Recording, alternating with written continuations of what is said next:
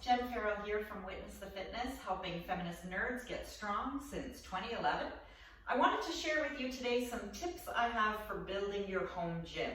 As of this writing, we are just sort of gradually coming out of a bit of quarantine due to COVID-19 here in BC. And while gyms are starting to open back up, not all of them are open and not everyone feels comfortable or ready to go back into that environment.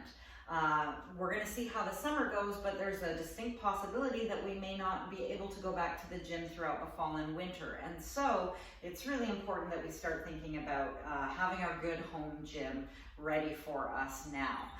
Even if we are able to go back to the gym and everything works out great, having some good home workout equipment for when you're traveling or just when you're not able to get to the gym will really make a difference. So a lot of my clients are, doing kind of classic powerlifting moves. We do a lot of work with barbells and squat racks and things. So not having access to those things, a lot of folks are asking me, what should I be investing in? And most people are saying, should I be getting dumbbells? Now, there's nothing wrong with dumbbells. I mean, I have, a few sets here. The challenge with dumbbells is, first of all, they tend to be costly to ship because they're heavy, and they're also pretty cumbersome to store. And if we think about the concept of progressive overload, which is simply that, if you don't keep increasing the weight or resistance, then an exercise stops becoming challenging and you stop making progress. So unless you're willing to kind of invest in getting, a range of sizes, then you might find that something you bought 2 months ago that felt challenging now feels easy. And now what do you do? So I'm just going to give you some options, the things to think about that aren't necessarily dumbbells, but might give you the challenge and the variety that you're looking for. The first is a suspension trainer. So this is often known as a TRX, which is one of the brand names. I, at home here, have a Lifeline brand Jungle Gym XT. There's also one here called the Human Trainer. So these are the red ones and the blue ones. The TRX is usually yellow. I love a suspension trainer for one exercise in particular, and that is upper body pulling.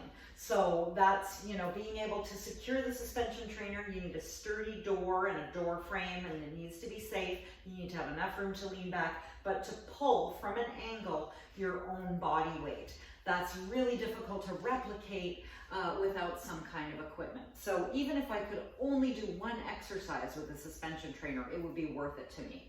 Luckily, you can do them a million things with them.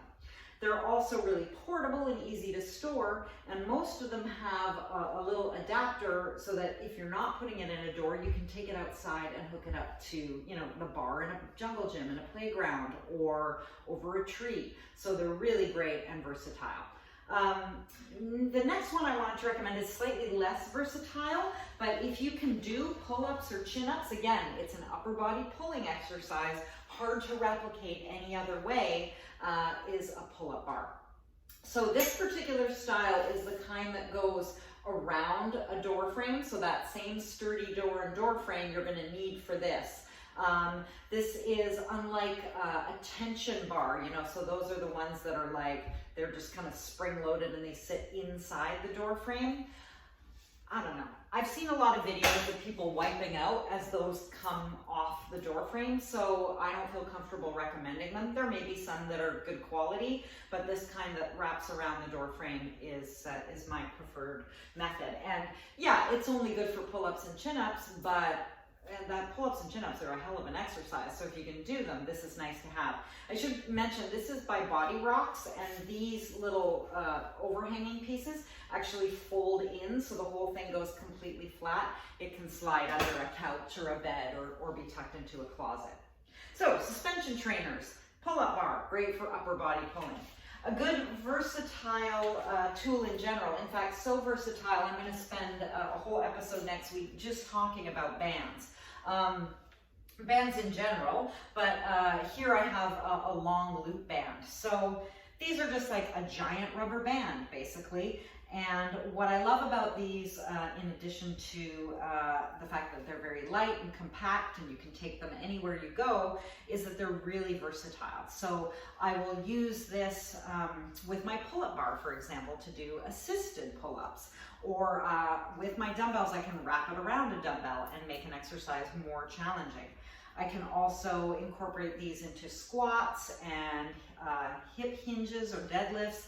All those kinds of exercises can be made much more challenging with these bands. So I really, really like them. And yeah, like I said, next week I'm going to talk about, you know, what kind might be the best for you, but they're great to have and super light, super easy to store. Less easy to store, but still a great thing to have is a step or a box of some kind. So if you lived through the 90s, this might look familiar to you, this sort of series of plastic risers with a top. This is a small top, but I also have the sort of old school big gray rectangle top from Step Aerobics days. Hugely underrated piece of kit because you can use it both for strength work and for conditioning. And it's very scalable, you know, less risers, less challenging, more risers, more challenging. I use it for a lot of things, and in fact, the larger one that I have, I will use as kind of a makeshift weight bench. So you can do incline, decline, push-ups on it. If you have dumbbells, you can use that as a bench for your bench press, for example. So really, really versatile, not super compact, not super easy to store, and not super beautiful. If beauty matters to you, I recommend you check out Restore Human. They make a beautiful handcrafted wood box, while not adjustable, is absolutely gorgeous, and they actually have a whole free program online called Hike Fit that will teach you how to use that box to get stronger and fitter. So by all means, check them out as well. Lastly, I am just looking down at my mat, and I have here a yoga mat, which is something I recommend everybody get. It's amazing how many people got caught without even so much as a mat when this happened, and so we're working out on a beach towel in the living room, and that's okay. But for body weight stuff on the floor, elbows, knees, everybody likes a little bit of padding, right? So a yoga mat, and then underneath my yoga mat here, I actually have 6 pieces of a thin interlocking mat or a puzzle mat. So sometimes you see these for sale for like kids, and they're like red and yellow and blue. And this one is very sophisticated black. Doesn't really matter what color it is, but it's just that nice bit of extra padding. And putting it out, having a good mat and putting it out sort of sets the tone for your workout. I really encourage you to just make even that investment will make your workouts a lot more comfortable. The one thing that I do not have pictured here that I want to mention briefly is sandbags. Now, I have some sandbags at the gym that I need to go collect because I really miss them. So sandbags, you can order them online from a whole bunch of different sources. They come empty usually, and you can just fill them up with sand that you get at your local hardware store or garden center, and they are so wonderfully versatile. So obviously the more sand and the larger the size, the heavier they are, but there's a certain amount of versatility. Even if you buy one sandbag, you can, you know, adjust the amount of sand to change the weight. The thing I love about sandbags is that you can use them in a way that you could never use a barbell. You can pick them up, you can throw them, you can push them and pull them along the floor. You can throw one on your shoulder and do step-ups, or, you know, swing them. They're just endlessly versatile, and they're a lot of fun. And now that the weather's getting nicer, they're great to take outside and just, like, you know, run up a flight of stairs with them somewhere and then chuck it across the field. I really like them for so many reasons, and I'm missing mine terribly. So that's something else you can do. You don't even really have to order them. You can, if you feel really like DIY, just look up, make your own sandbags. Basically, you're throwing some sand in like a few Ziploc bags, getting a roll of duct tape, and then throwing those in like an old duffel bag or backpack. If you really want to increase your conditioning, go ahead and throw a bunch of sand in a backpack and go for a jog. That'll get your heart rate up. So yeah, I love those as well.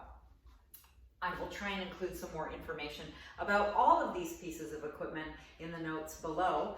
And if you've got any specific questions about any of this equipment or how to use it, or you'd like me to do a tutorial on any of them, I'd be more than happy to do any of that. So hit me up at jen@witnessthefitness.ca and I'll address your questions in future videos. So yeah, if you want to keep in touch, please subscribe below and make sure that you don't miss next week's chat about bands or any of the other content that's coming up.